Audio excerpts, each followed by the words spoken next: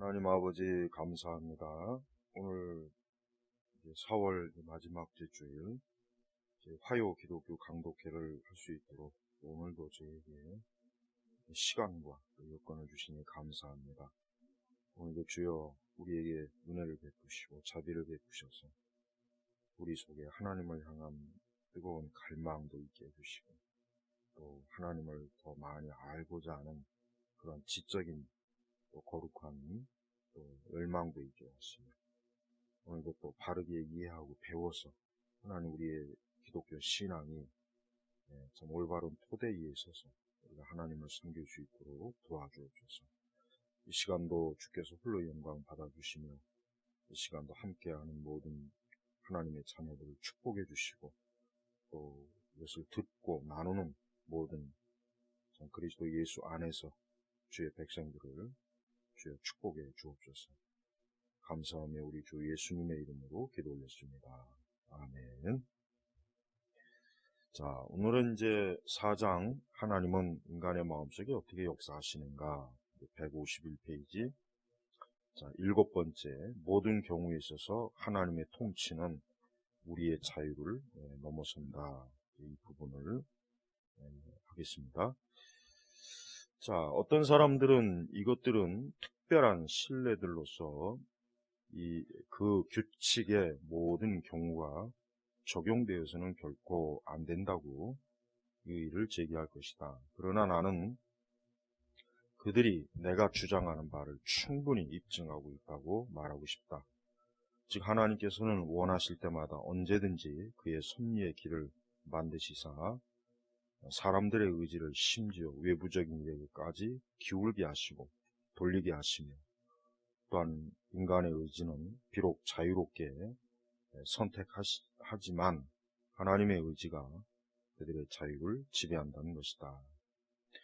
우리가 이 하나님의 우리 지금 여기서 방금 말한 이러한 그 하나님께서 인간의 의지를 지배한다.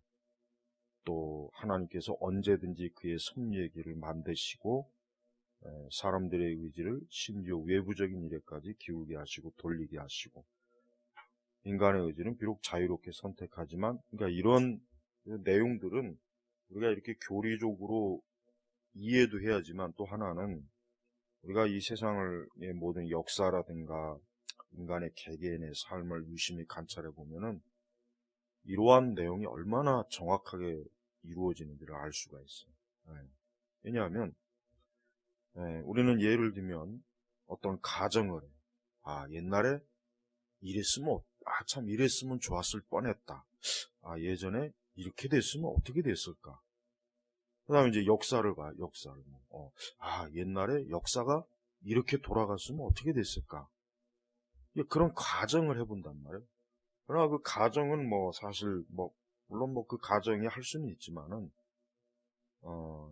정말 그렇게 왜 되지 않았을까? 한번 생각해 본다면은, 그건 왜 그렇겠어요? 그건 하나님께서 이 세상의 모든 일들을 지배하시고 한 개인과 그 개개인이 모여서 이루어지는 사회와 국가와 민족, 세계가 어때요? 그 의지가 바뀌는 거예요. 이랬으면 좋았을 텐데 이랬으면 어땠을까? 이러한 무수한 그 역사의 어떤 또 한 개인이나 역사의 과정을 보면은 우리가 알아야 될 게 뭐냐면 진짜 하나님께서 정말 원하실 때마다 언제든지 그의 섭리의 길을 만드신다는 게 너무나 분명한 사실이에요.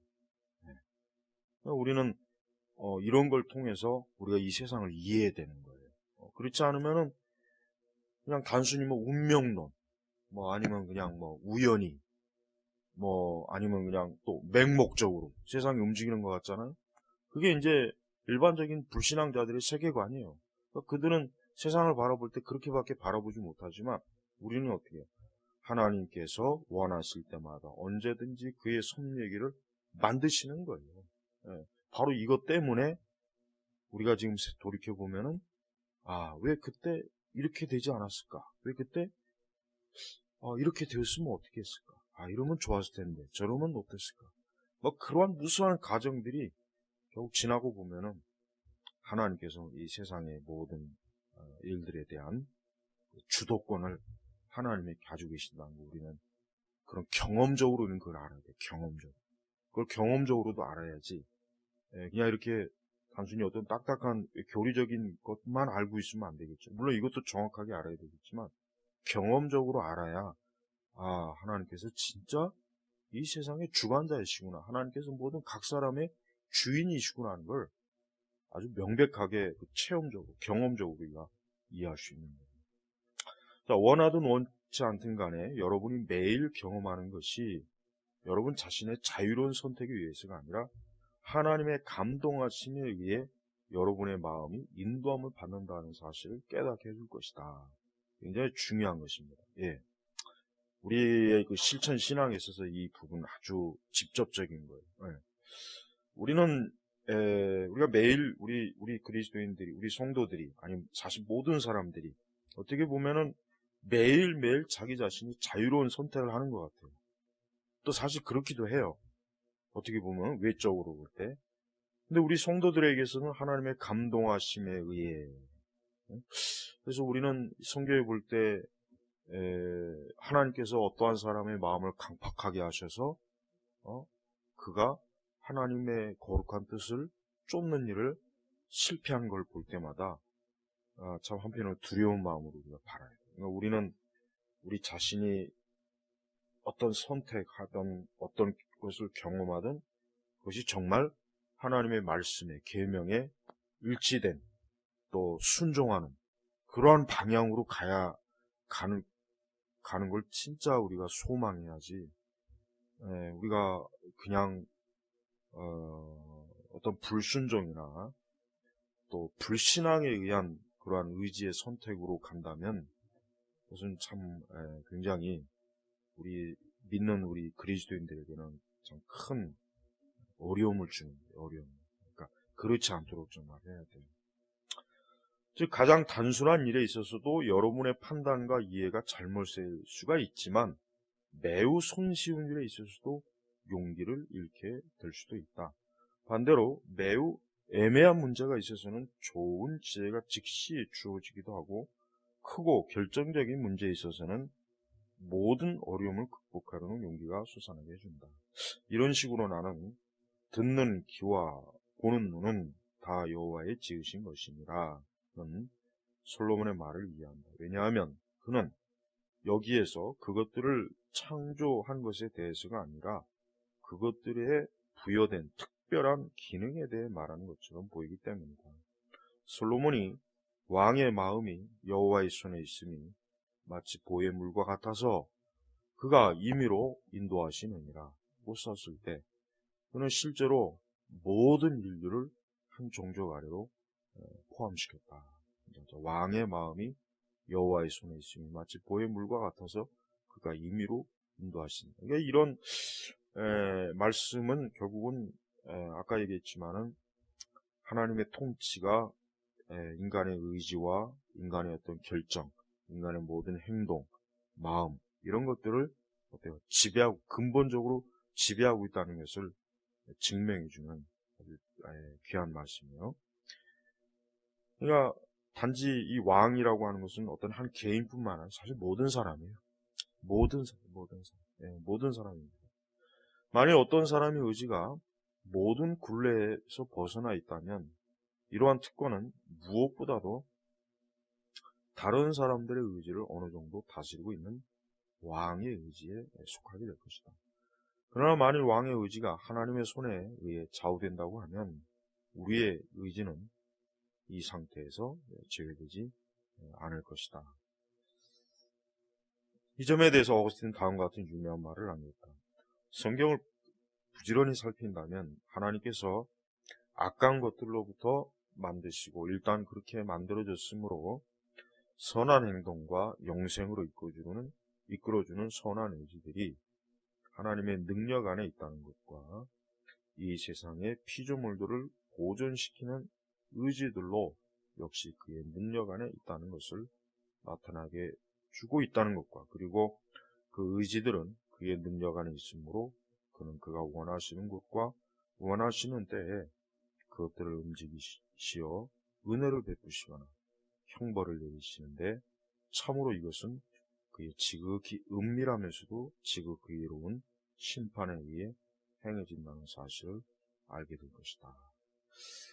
우리가 하나님께서는 우리가 지금 여기서 또 나와 있지만은 지극히 은밀한 또 좀 하나님께서 그의 능력과 지혜로 각 개인과 인간의 의지를 하나님의 그 목적과 뜻에 맞게 이렇게 조종하시고 이끄시는 이런 모든 활동들에 대해서 성경은 명백하게 우리에게 보여주고 있어요. 정말 보여주고. 그러니까 우리 그리스도인들은 어떤 맹목적이 되거나 아니면은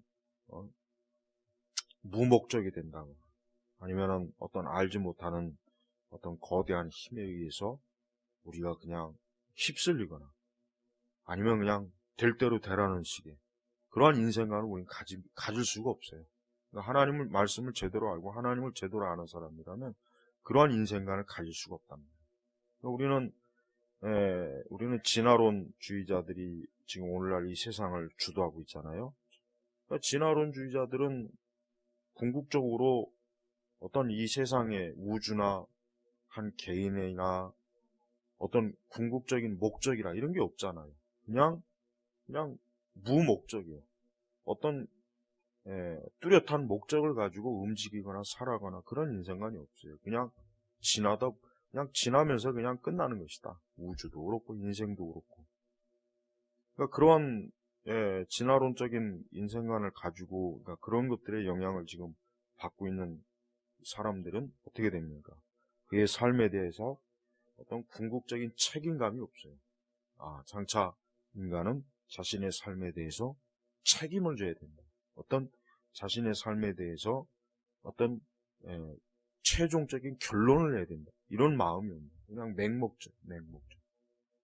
그래서 최근까지도 그렇지만 베스트셀러로 이렇게 막 사람들이 읽혀지는 그 책들의 내용들을 보면은 정말 성경이나 우리 기독교적인 관점에서 볼 때는 정말 허무한 아무것도 없는 그냥 무목적. 그러니까 그런 것들을 가지고 사람들이 막 감동을 하고 그게 무슨 위로가 되거나 거기에 뭔가 무슨 인생의 답이 되는 것처럼 그렇게 막 열광하는 거 보면은 하나님의 진리의 빛을 모르는 이 사람들은 짐승처럼 그냥 자기 나름대로 막 쏘다니다가 그렇게 끝나버리는 거예요.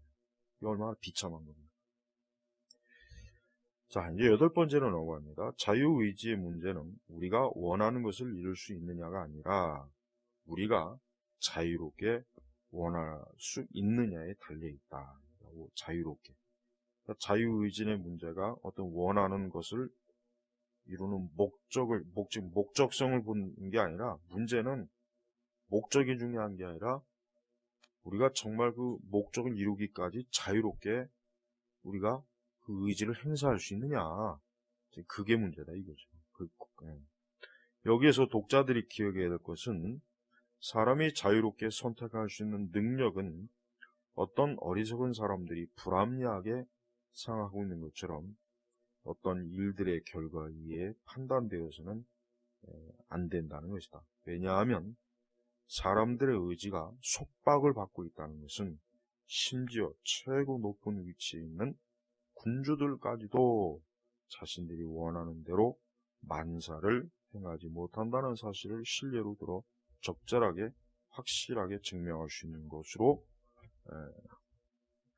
생각하기 때문이다. 어쨌든 우리가 말하고 있는 이 능력은 사람의 내면에서 이루어지는 것이며 외적인 성공에 의해 평가되어서는 안 된다. 자유의지를 논할 때 우리는 외적인 방해에도 불구하고 사람이 행하려고 결정한 바를 실행하고 완성하는 것이 허락되어 있는지를 묻지 않는다. 오히려 그가 어떤 일에 있어서 자유로운 판단의 선택과 의지의 성향을 가지고 있는지를 묻는 것이다. 만일 사람이 이 두 가지를 충분히 가지고 있다면 못이 박힌 포도주 술통 속에 갇혀있던 마르쿠스 아틀리우스 레귤루스의 세계의 큰 부분을 호령하며 통치했던 아구스투 카이사르는 못지않게 자유의지를 가지고 있었다고 말할 수 있다. 사실은 이제 칼빈이 얘기하는 건 그겁니다. 칼빈이 얘기하는 것은 인간은 애초부터 의지 자체가 어때요? 자유로운 판단과 의지의 성향을 가지고 있지 못하다는 거예요. 예. 왜냐? 인간은 본성이 타락한 이후부터는 그 의지 자체가 자기 마음대로 내가 이렇게 하고 싶다 하고 해서 되는 게 아니거든요. 그러니까 모든 사람들이 공통적으로 고백하는 게 인간은 자기가 의지를 편다고 해서 그게 다 이루어지거나 가능하거나 그렇지 않다는 건 누구나 다 아는 사실이에요. 그래서 우리는 이 사람이 왜 하나님을 믿어야 되느냐? 우리는 하나님께서 사람을 지으셨기 때문에 인간은 하나님의 말씀과 하나님의 뜻에 순종하는 게 그나마 어때요? 구부러진 우리의 의지와 우리의 이러한 상태를 그나마 좋게 할 수 있는 유일한 길이라는 거예요. 그렇지 않고 인간이 마치 자기가 자기의 주인인 마냥 마구제비로 의지를 이렇게 휘두르잖아요. 결국은 그게 뭡니까? 죄로 향하게 돼 있어요. 죄를 짓는 방향으로 가는 거예요. 예외가 없어요.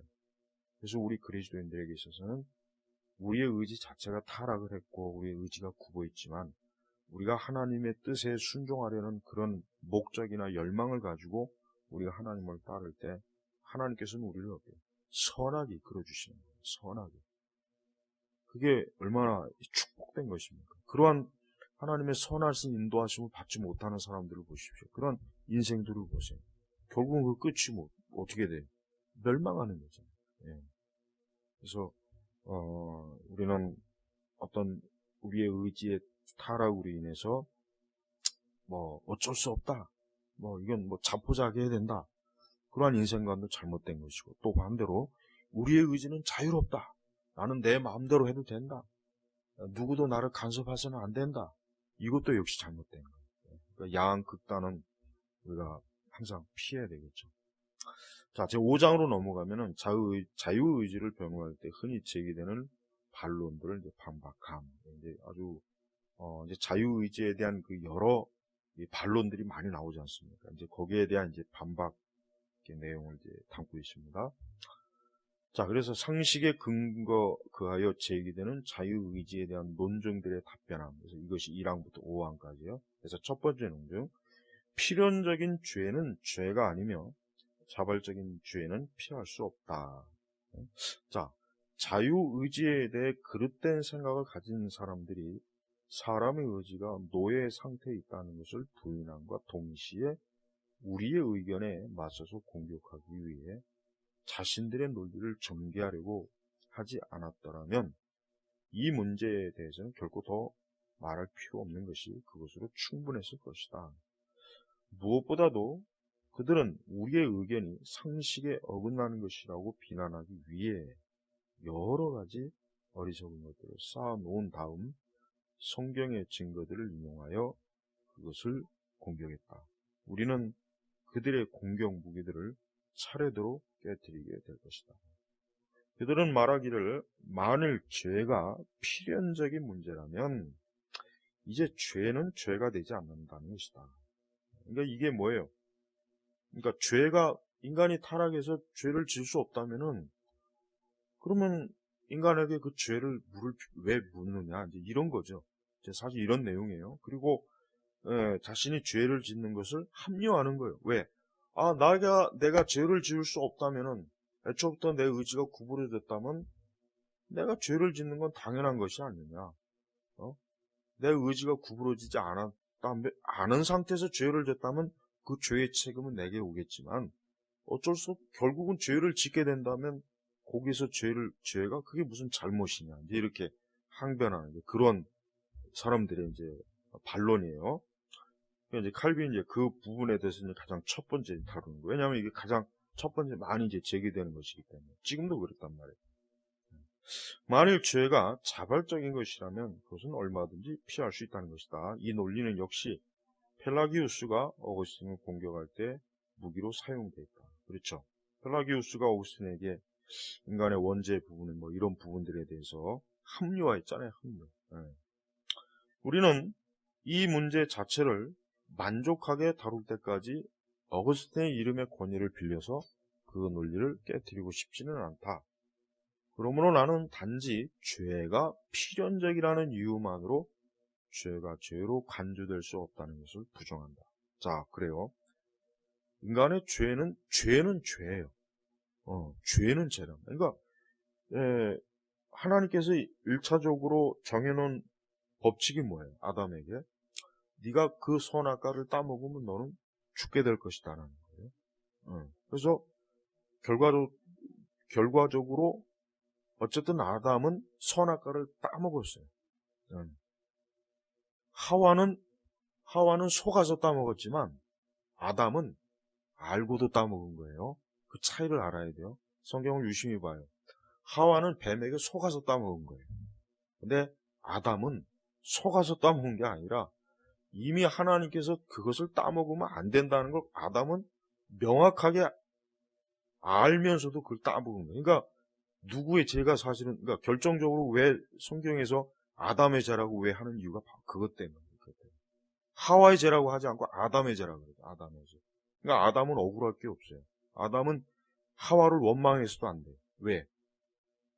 하와는 속았어, 진짜. 하와는 뱀의 거짓말에 속았단 말이에요. 그러나 아담은 속은 게 아니라 알면서 그렇게 딴 말이에요. 알면서. 그러니까 우리는 이 아담의 범죄는 굉장히 중대한 범죄예요. 왜냐하면 아담의 범죄는 고의적인 범죄예요, 고의적인. 알면서도 하나님에 대항한 거예요, 대항. 만약에 아담이 혹 몰라서 이렇게 속았다면 어쩌면 하나님께서 조금, 혹시 다시 한번 내가 너한테 기회를 주겠다, 혹시 이러지 않았을까, 그런 생각이 드는데, 그건 우리의 가정이고, 어쨌든 성경상으로 봤을 때는 아담은 아주 고의적으로 뻔히 알면서 하나님에 대항한 거고, 그러니까 이 아담의 죄는 핑계될 수가 없는, 핑계될 수가 없는. 그러니까 이게 반대로 죄가 자발적이기 때문에 피할 수 있다는 것도 부정된다. 그러니까 사실은 아담의 죄는 자발적이에요, 자발적. 그러니까 아담의 죄는 핑계를 댈 수가 없어요. 그러니까 아담이 자기 죄를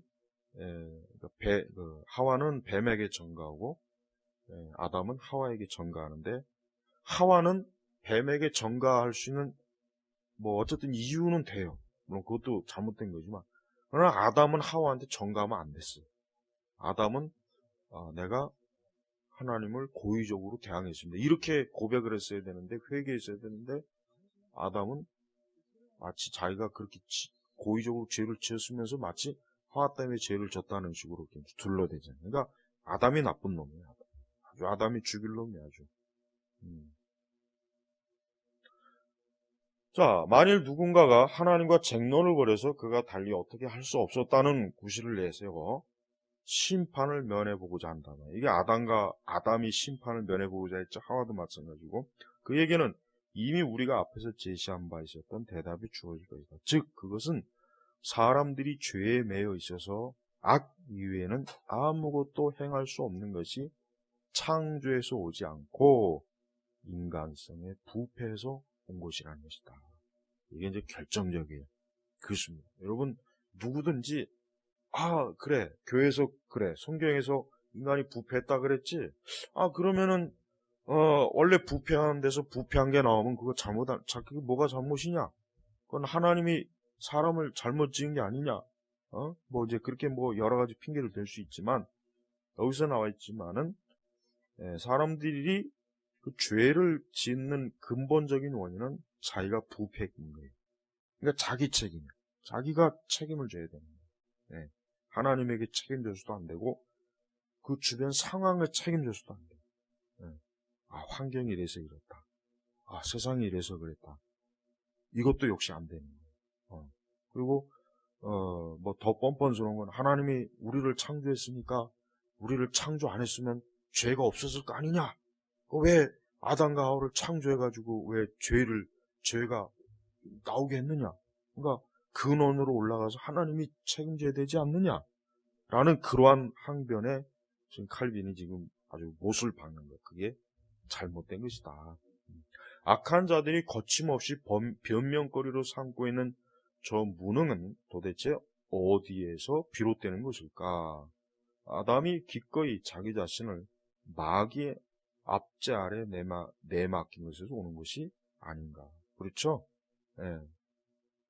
하와는 뱀에게 그냥 어떻게 하다 보니까 미혹이 돼서 속아 넘어갔지만은, 아담은 분명히 그 선악과를 거부할 수 있는 하나님이 아는 지식이 있었고 하나님의 계명과 명령을 알고 있었음에도 불구하고 자기 스스로가 마귀의 노예가 되고자 간 거예요. 그러니까 이 아담의 죄가 절대 이게 그냥 뭐 선악과 하나 따먹은 죄, 그 정도로 치부하면 안 돼요. 정말 아담은 아주 못된 놈이에요. 아주 배은망덕한 놈이고 정말 하나님의 은혜를 아주 깔아뭉갠 거예요. 그러니까 아담은 굉장히 정말 천국에 안 갔으면 좋았을 뻔한 놈이에요. 아주 갔는지 안 갔는지는 추정상 뭐 우리가 뭐라고 하긴 그런데, 어쨌든 이 아담은 하여튼 자기 스스로가 하나님의 그 참 자유로운 은혜, 하나님의 그 자유로운 하나님의 그 의지로 그 자유로운 존재에서 자기 스스로 나는 노예가 되겠습니다. 나는 하나님의 이 다스림과 하나님과 친밀하기보다는 나는 마귀의 노예가 되겠습니다. 얼마나 이 아담이 어리석은 사람입니다. 진짜 아담은 참 어리석은 거예요. 너무 어리석은 거예요. 그러므로 우리를 사슬로 묶어버린 부패는 첫사람이 자신의 창조주에게 벗어났을 때 생겨났다. 그렇죠. 만일 모든 사람이 당연히 이 배신의 죄책을 지니고 있다면 죄를 지을 수밖에 없다는 필연성을 구실로 삼아 용서받으려는 생각을 가져서는 안 될 것이다. 이게 뭡니까? 아담의 죄는 아담에게만 제한해야지 왜 후손들에게 제한하느냐. 지금 이 얘기에 대한 그 칼빈의 그 답이죠. 그러니까 이 아담은 그 이후에 결국은 모든 인류가 이런 하나님을 배반하고 배신한 죄책을 모든 인류가 다 그대로 물려받은 거예요. 그러니까 사실은 아담 이후의 모든 사람들은 아담의 죄는 아담이고 내 죄는 내 죄니까 아담의 죄를 내게 뒤집어 씌우지 마시오라고 하나님 앞에 항변할 수가 없어요. 원리적으로 항변할 수가 없는 거예요. 그렇다면 애초부터 아담과 아무 상관이 없이 이 세상에 나와야 되는데 그렇지 않잖아요. 아담의 피로 세상에 나온 거 아니에요. 그러니까 우리는 이 아담의 죄가 나와 무슨 상관이야라는 이러한 항변은 아주 그거는 너무 지혜로운 항변이 아니라 어리석은 항변, 어리석은. 그 필연성은 그들이 정죄받아야 마땅한 가장 명백한 원인이다. 나는 이미 위에서 이것에 대해 분명히 설명했고 마귀 자신을 신뢰로 든 바 있다. 이에 비추어 볼 때 필연적으로 죄를 짓는 자는 더 이상 자발적으로 죄를 짓지 않는다는 사실이 명백해진다. 반대로 이것은 택함받은 천사들에 대해서도 똑같이 적용될 수 있다. 비록 천사들의 의지가 선에서 벗어날 수는 없지만 그것은 여전히 의지인 것이다. 이 천사들의 타락의 문제는 우리가 지금 여기서 다루기는 너무나 그건 좀 광범위하고 어려운 문제니까 여기서 우리가 다루기는 어렵고, 중세 시대 때의 신학자들은 천사가 왜 타락했을까라고 하는 것이 굉장히 관심이 많았어요. 중세 신학자들은 그러니까 애초부터 천사가 타락할 수 있는 요소가 있었느냐, 없었느냐, 왜 하나님께서는 천사를 위해서는 왜 구원자를 보내지 않았는가? 하여튼 이런 주제를 가지고 중세 신학자들이 엄청나게 논쟁을 많이 했다는 걸 우리가 좀 알고는 있어야 됩니다. 자, 버나드도 역시 동일한 것을 적절하게 가르쳤다. 즉 우리가 더욱더 비참한 것은 필연성이 자발적이기 때문인데, 죄를 지을 수밖에 없는 필연성이 결국은 죄를 짓고자 하는 것이다. 이게 요거예요. 필연성과 자발성 이론이에요. 그러니까 이게 바로 이제 비참하다는 거죠. 이제 진짜 그렇죠. 비참하죠. 필연성이 자발성이 된다. 이거 얼마나 비참합니까? 빠져나갈 길이 없는 거예요. 그냥. 도무지. 이 필연성은 우리를 그것에 동매어서 죄의 종이 되도록 강요한다는 것인데, 이에 대해서는 앞서 논한 바 있다. 그들이 주장하는 3단 논법은 자발적인 것에서 자유로운 것으로 잘못 비약하고 있으므로 잘못된 것이다. 이미 증명했듯이 자유로운 선택에 속하지 않으면서도 얼마든지 자발적으로 행해질 수 있기 때문이다. 네. 자, 두 번째 논증. 보상과 형벌은 그 의미를 잃어버린다.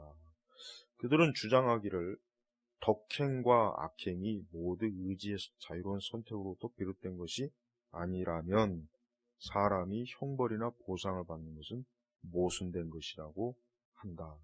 역시 이것도 지금도 여전히 이러한 주장을 많이 해요. 이걸 주장을. 나는 이 논증이 아리스토텔레스가 주장한 것이긴 하지만 이것으로 크리스토스톰과 제롬에 의해 어디에선가 사용되었다는 사실을 인정한다. 그러나 제롬 자신은 펠라기우스파의 공통된 논법이었다는 사실을 숨기지 않고 있으며 심지어 그들 자신의 말을 인용까지 하고 있다. 만일 그것이 우리 안에서 역사하시는 하나님의 은혜라면 수고하지 않은 우리가 아니라 은혜가 상을 받게 될 것이다. 예. 사실 여기서 미리 이제 얘기하자면 사실은 우리가 우리의 덕행이, 우리가 인간이 어떤 우리 그리스도인들이 선한 열매는 하나님의 은혜에 속한 거예요. 그거는 무엇이든지 그건 하나님의 은혜에 속한 거지만 우리의 죄는 우리의 본성, 우리에게 속한 것입니다. 우리의 타락한 의지에 속한 거예요. 예. 그러니까 우리 자신에게 있어서 하나님의 의와 선을 추구할 때 우리가 감사해야 돼요. 왜냐하면 그것이 하나님의 은혜에 비롯된 것이지 우리의 타락하고 구부러진 의지와 타락한 본성은 나올 수가 없어요. 그러니까 성도는 자기 자신 속에서 경건과 거룩의 열매가 맺힐수록 하나님께 더 감사해야 돼요. 반대로 우리가 죄를 지으면 지을수록 하나님 앞에 회개해야 돼요. 정말 회개해야 돼요. 왜? 우리가 얼마만큼 하나님을 향한 거룩과 온전한 덕행에 대한 열망이 없었다는 거예요. 그러니까 우리 성도는, 우리 그리스도인들은 항상 이 하나님의 은혜를 통해서 내가 하나님의 의와 거룩으로 향하도록 정말 사모해야 돼요. 그게 굉장히 중요한 거예요. 알아서 되겠지. 하나님께서 우리를 사랑하시니까 그렇게 되겠지. 이게 아닙니다. 그게 아니란 말이에요. 형벌에 관해 나는 죄책의 근원인 우리가 형벌을 받는 것이 당연하다고 대답한다. 보십시오. 바로 이제 칼빈은 인간이 형벌을 받는 건 너무나 당연하다. 이건 이거는 따질 게 없는 거예요. 그냥 인간이 죄인이 형벌을 받는다. 그건 당연하다는 거예요. 그것 가지고 무슨 왜 그러느냐, 이상하다, 어떻게 하나님이 그럴 수 있느냐, 왜 그게 무슨 내 책임이냐, 이런 말이 사실은 나와서는 안 되는 거거든요. 정말 성경을 제대로 안다면, 교리를 안다면 이런 의문은 애초부터 들어서는 안 됩니다. 근데 이제 그러한 의문을 많이 갖죠. 보편적으로. 우리가 자발적인 욕망에 의해 죄를 짓는다고 한다면 우리가 자유로운 판단에 의해 죄를 짓든지 아니면 속박을 받는 상태에서 죄를 짓든지 그것이 무슨 차이가 있겠는가. 그러니까 우리의 의지가 자유롭다고 했을 때 이렇게 죄를 지나 저렇게 죄를 지나 어차피 죄를 짓게 되면 결과적으로 같은 게 아니냐. 특히 사람은 죄의 속박 아래 있기 때문에 죄인으로 입증되고 있는 것이 아닌가. 의에 대한 보상에 관해서는 우리 자신의 공로보다는 하나님의 자비하심에 근거하여 주어진다는 것을 우리가 인정하는 것은 참으로 어리석은 일이다. 이러한 생각은 어거스틴에게서 자주 표현되어 있다. 하나님께서는 우리의 공로에 대해 상을 주시는 것이 아니라 그 자신의 은사에 대해서다. 하나님의 은혜다 이거죠. 우리가 상급이라고 부르는 것은 우리의 공로에 대해 마땅히 주어지는 것이 아니라 이미 주어진 은혜에 대해 주어지는 것이다. 그러니까 은혜에 의해서 우리가 상급을 받는 것이고 은혜에 의해서 우리는 상급을 이해된다. 그것이 우리의 어떤 개인의 공로라고 생각하면 안 된다 이거지. 아, 내가 이렇게 참 경건하고 거룩해서 이러한 참 하나님이 기뻐하시는 결과물이 나왔구나, 열매가 맺었구나, 이렇게 생각하지 말아라. 어스틴 그 얘기라고 하는 거잖아요. 예? 분명히 그들은 이것을 예리하게 지적했다. 즉 그들이 자유의지를 그 공로의 근거로 지니지 않는다면 공로가 자리잡을 만한 여지가 없게 된다는 것이다. 그러나 그들은 이것이 큰 모순이라고 생각함으로써 큰 오류를 범했다. 어스틴은 그들이 불법적이라고 생각하여 고백하지 않는 것을 전혀 주저하지 않고 불가피한 사실로 언제나 가르쳤다. 예를 들면 그는 다음과 같이 말한다. 사람들의 공로는 무엇인가? 그가 당연히 보상이 아닌 값없는 은혜를 가지고 오실 때 홀로 죄가 없으시고 또 죄에서 해방시켜주시는 그분만이 모든 사람이 죄인이라는 것을 아신다. 또한 만일 여러분이 당연히 받아야 할 것을 받아야 한다면 형벌을 받아야만 한다. 그 다음에는 어떻게 되는가?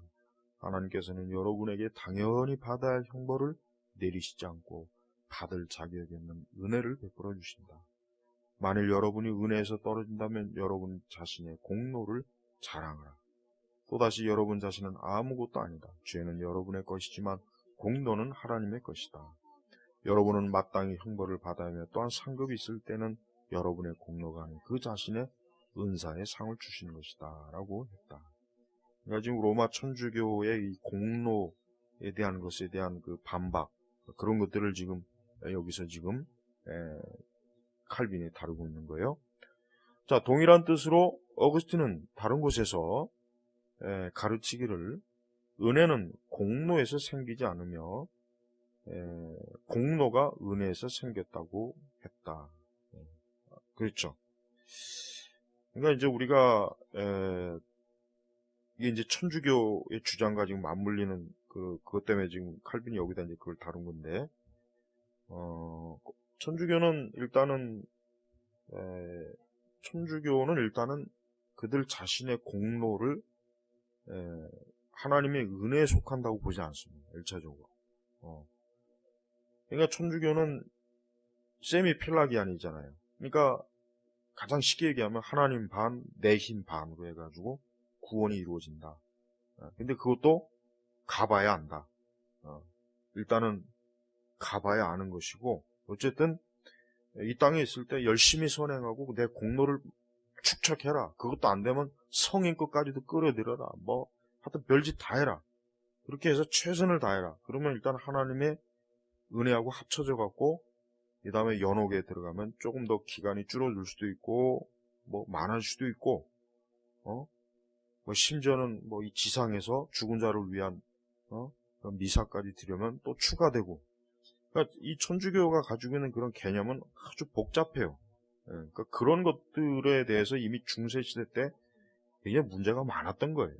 칼빈이 지금 여기서 이런 걸 다룬 이유가 이제 바로 그런 로마 천주교의 그런 공로주의에 대해서 아주 정확하게 지금 비판하는 거란 말이에요. 그리고 조금 후에 그는 다음과 같이 결론을 냈다. 즉 하나님은 모든 공로에 앞서서 그의 은사를 주시며 그 은사로부터 그 자신의 공로를 산출하려고 하신다. 그는 그들에게 전적으로 값을 주시는데 그 이유는 그가 사람을 구원할 만한 어떤 이유를 찾지 못하기 때문이다. 그렇습니다. 하나님께서 우리를 구원할 만한 이유를 찾지 못해요. 인간을 바라볼 때 오직 형벌을 받고 멸망을 받아야 될 이유만 수두룩하지, 사람이 내가 너의 이런 점 때문에 구원해야 되겠구나 하는 것은 단 하나도 발견할 수는 없는 거예요. 그러니까 하나님께서 어떻게 해요? 그런 인간에게 하나님의 은혜로 그가 하나님 앞에 나올 수 있는 길을 열어주는 거잖아요.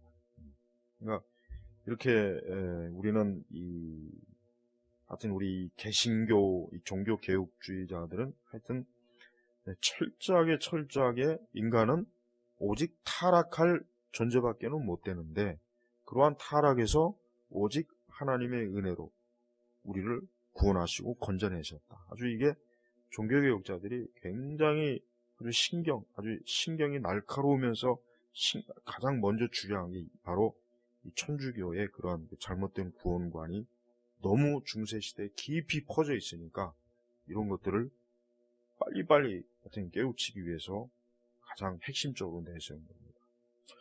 근데 이런 문장들이 어거스틴 글에서 자주 나오고 있으므로 굳이 더 많은 증거를 나열할 필요가 있겠는가. 그러나 만일 우리의 대적자들이 사도가 어떤 원리로부터 성도들의 영광을 이끌어내는지를 듣게 된다면 그들은 자신들의 주장이 잘못된 것임을 더욱 분명하게 깨닫게 될 것이다. 그렇죠?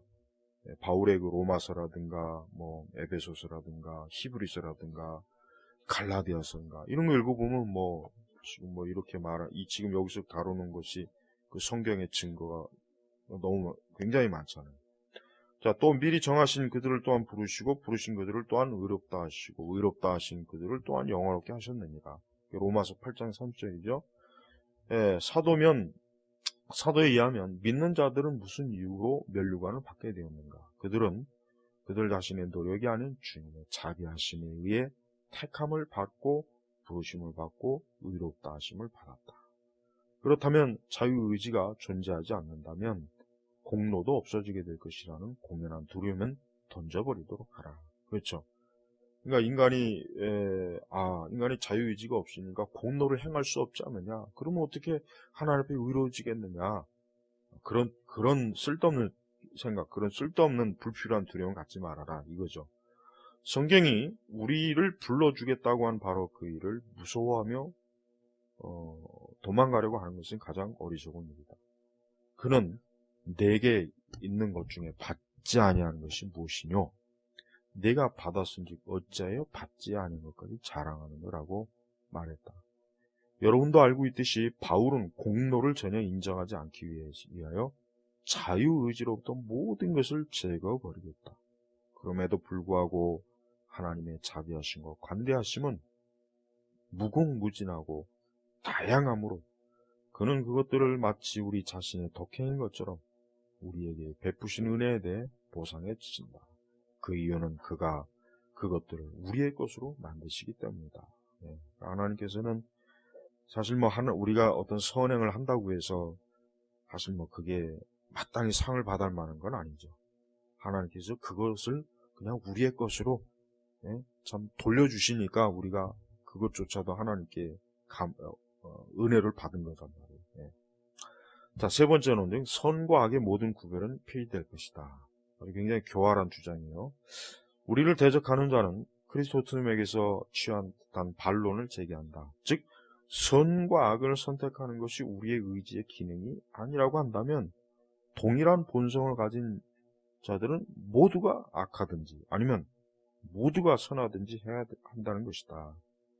이 견해에 가까운 것이 바로 암브로시우스의 이름으로 돌아다니는 이방인들의 소명을 쓴 저자, 그 저자가 누구든지 상관없다. 저자 입장이다. 그는 이렇게 추측했다. 즉 하나님의 은혜가 우리를 변하기 쉬운 상태에 내버려 두지 않았다면 그 누구도 믿음에서 떨어지지 않았을 것이다 하는 것이다. 그러니까 쉽게 얘기하면 아담이 죄를 짓지 않을 수 있도록 좀 그렇게 하나님이 좀 해놨으면 얼마나 좋았겠느냐. 그럼 아담이 타락하지 않았을 텐데 이 얘기죠.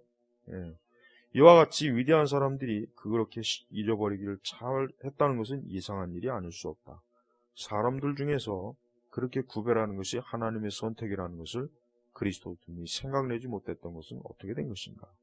이제 우리는 바울이 열심히 강조하고 있는 것, 즉 모든 사람이 타락하여 악에 넘겨졌다는 것을 조금도 두려움 없이 인정한다. 그러나 우리는 그와 함께 덧붙여 말하기를 모든 사람이 악 가운데 머물러 있는 것은 하나님의 자비하심 때문이라는 것이다. 그러므로 비록 우리가 모두 태어날 때부터 같은 병을 앓고 있지만 하나님께서는 그의 치유하시는 손으로 어루만져 주시기를 기뻐하는 자들만이 나음을 얻게 되는 것이다. 그러니까 하나님의 선택된 자들만 그러한 타락하고 악에 넘겨진 그 모든 사람들 가운데서 오직 일부만 하나님께서 구원으로 이렇게 건져내신다는 거죠. 하나님께서는 의로운 심판을 하실 때 그대로 지나쳐 버리시는 자들은 그들 자신의 부패한 가운데서 세잔에 마침내는 소멸되고 말 것이다. 그러니까 여기서 우리가 이중 예정이 분명히 드러나요. 사실 이중 예정을 가리켜야 돼요, 교회에서. 장로교 신학은. 그러니까 정통 칼빈 개혁주의에서는 이중 예정은 명확한 겁니다. 그러니까 하나님께서는 분명히 창세전에 구원할 자와 하나님께서 그냥 멸망으로 갈 자를 하나님이 이미 다 정해놓으신 거예요. 그러니까 우리가 이런 부분에 대해서 눈치를 보면 안 돼요. 오히려 더 강하게 이런 걸 주장해야 돼요. 그래야 복음이 더 효과적으로 전파돼요. 그러니까 지금은 우리가 사는 세상은 알미니안도 아니에요. 그냥 펠라기예요, 펠라기. 우리가 사는 시대 교회는 알미니안도 안 돼요. 그냥 펠라기예요, 펠라기. 거의 어떻게 보면 이단이에요, 이단. 솔직한 얘기로. 이단들이에요, 이단. 이런 칼빈이나 루터가 오늘날 와서 지금 이 시대 강단에서 들려지는 말씀을 들어본다면 아마 기가 막히고 저게 무슨 복음이냐, 저게 무슨 기독교의 가르침이냐, 틀림없이 그럽니다. 100% 그래요, 100%. 그걸 돌아볼 줄 알아야 돼. 어떤 사람은 끝까지 인내하지만 어떤 사람은 진행하는 과정이 시초에 넘겨주고 마는데 그것에 대한 이유는 없다. 왜냐하면 인내 그 자체는 실제로 하나님의 은사인데 이것을 하나님께서는 모든 사람에게 차별 없이 나누어 주시는 것이 아니라 그가 기뻐하시는 자에게만 나누어 주시기 때문이다. 만일 누군가가 어떤 이유 때문에 어떤 사람은 끝까지 굳게 견뎌내는데 어떤 사람은 불안정하게 넘어지는가, 그 차이점에 대해 알려고 한다면 그것은 전자는 주께서 붙잡아 주시고 그 자신의 능력으로 강건케 하셔서 멸망치 않게 해주시는 반면에 견인이에요. 송도의 견인. 후자는 불안정한 본보기를 보여주기 위하여 동일한 능력을 부여하지 않으신다는 것 이외에 다른 이유를 제시할 수 없다. 그러니까 여기서 우리 칼빈이 얼마나 엄격하게 딱 얘기해요. 정확하게 얘기하죠. 그러니까 지금 우리도 이러한 그 참 올바른 이 교리를, 이 선택의 교리를 뚜렷하게 가르쳐야 돼요. 애매모호하게. 우리가 이것은 좀 넘어갈 문제가 아닙니다. 자, 네 번째 논법. 모든 권고는 무의미하게 될 것이다. 더 나아가서 그들은 주장하기를 만일 죄인에게 순종하는 능력이 없다면 권고하는 일은 헛되며 충고하는 것은 무의미한 일이고 책망하는 것도 미련하다는 것이다. 그렇죠. 이제 지금 이제 세 번째 주장이 나오면 당연히 네 번째에 대해서 나오게 돼 있어요. 아주 자동적으로 나오게 돼요. 그러니까 칼빈이 아주 정확하게 예측하고 얘기하죠. 오래전에 어거스틴이 비슷한 반대에 부딪혔을 때 그는 책망과 간용에 대하여라는 책을 쓸 수밖에 없었다. 그 책에서 그는 그러한 비난들에 대해 충분히 반박하긴 했지만 그 반제자들로 하여금 다음의 요점에 주의하도록 주지시켰다. 오 사람아, 너희가 마땅히 해야 할 바를 교훈을 통해 배우라. 너희가 교훈을 갖지 않는 것이 너희 허물이라는 것을 책망을 통해 배우라.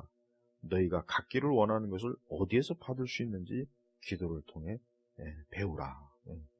자, 영과 문자에 대한 책에서 그런 거의 동일한 논증이다. 즉 하나님께서는 인간의 능력에 따라 그의 율법의 계명들을 측정하지 않으시고 올바른 것을 명령하셨을 때 하나님은 그의 택한 자들에게 그것을 지킬 수 있는 능력을 값없이 주신다는 것이다.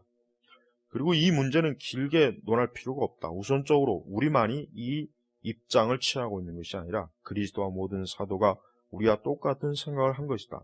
우리의 반대자들은 이러한 상제자들과의 싸움에서 어떻게 이길 수 있는지를 생각해 보아야 될 것이다. 그리스도께서 나를 떠나서는 너희가 아무것도 할 수 없음이라고 선언하셨다. 그렇다고 해서 그리스도께서 자기를 떠나 악을 행하고 있는 자들을 책망하고 징계하지 않으시겠는가? 또한 그렇다고 모든 사람에게 선을 행하는데 전념하라고 권하지 않으시겠는가? 그렇죠.